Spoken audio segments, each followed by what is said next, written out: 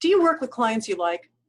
I'm Nina Kaufman, founder of Business Exponential, teaching professional communicators how to grow a business beyond themselves.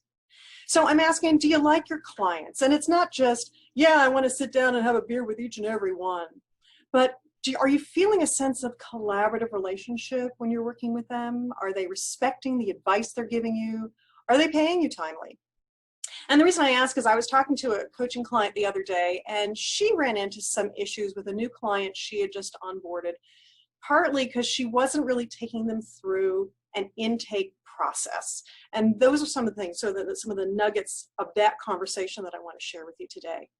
See, very often small business owners will say, oh, great, you have a pulse and maybe you have a budget. I think you're a fit. No, not necessarily.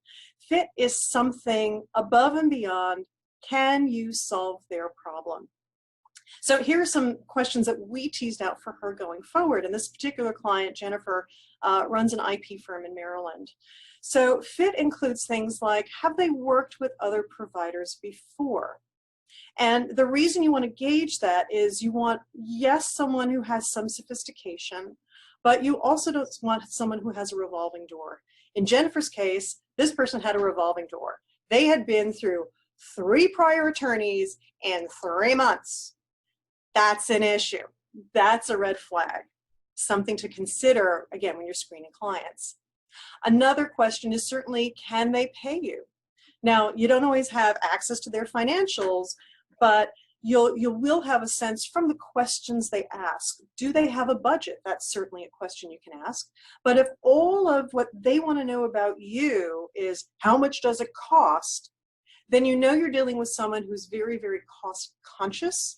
And if your work needs a little bit of wiggle room, or you understand that there may be other iterations, that might not be the best client.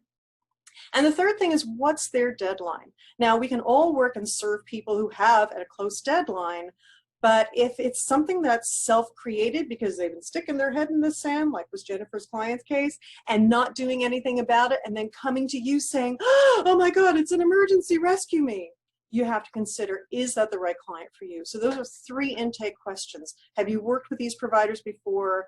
What's your budget?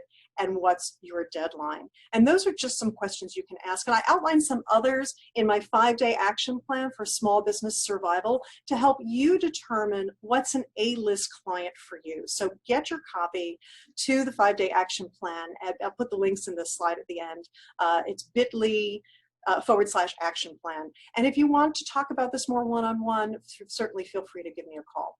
Again, I'm Nina Kaufman of Business Exponential with some ideas for an intake process so you can grow a business beyond yourself. Thanks for listening.